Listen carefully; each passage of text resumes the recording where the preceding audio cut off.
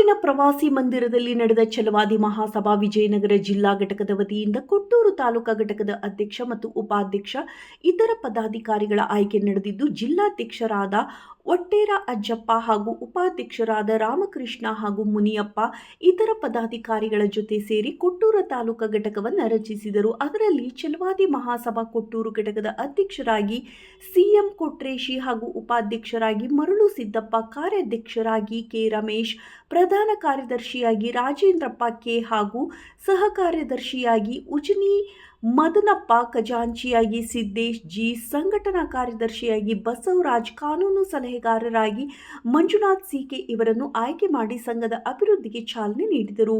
ವರದಿ ವಿಜಯನಗರ ಜಿಲ್ಲೆ, ಕೊಟ್ಟೂರು ತಾಲೂಕು. ಕೆಲಸ ಮಾಡ್ತಿದ್ದೀವಿ. ಆದರೆ ನಾವು ನಮ್ಮ ಮಾಹಿತಿ ನಮಗೆಲ್ಲ ಸಿಗುತ್ತೆ. ಗ್ರಾಮ ಪಂಚಾಯತಿಯಲ್ಲಿ ಯಾವ್ಯಾವ ಊರಿಗೆ ಯೋಜನೆ ಆಗಿದ್ದಾವೆ ಅಂತ ಎಲ್ಲ ನಮಗೆ ಮಾಹಿತಿ ಸಿಗ್ತವೆ.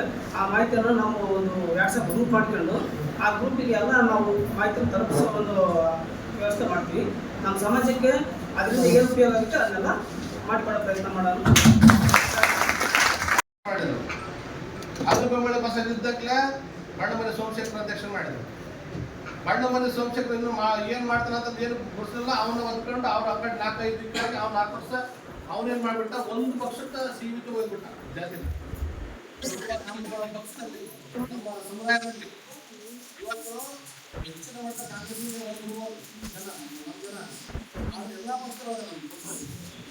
ಎಲ್ಲ ಪಕ್ಷ ಇವತ್ತು ಬಿಜೆಪಿ ಪ್ರಧಾನ ಕಾರ್ಯದರ್ಶಿ ಕೂಡ ಬೇರೆಂಟ್ ಮಾಡಿ ಮತ್ತೆ ಬೇರೆಂಟ್ ಮಾಡಾಗ ಅದನ್ನ ಮತ್ತೆ SFT ಚೆಲ್ಲಲ್ಲ. ಆತನು ನಮ್ಮ ಸಮುದಾಯ ಯಾವುದಿಲ್ಲ. ಒಬ್ಬರು ದಳದಾಗ ಇರ್ತಾರೆ, ಅವರು ನಮ್ಮ ಸಮುದಾಯ ಯಾವುದಿಲ್ಲ. ನಾನು ಕಾಂಗ್ರೆಸ್ ಹೇಳಿದ್ದೇನೆ, ನಾನು ಒಂದು ಸಮುದಾಯ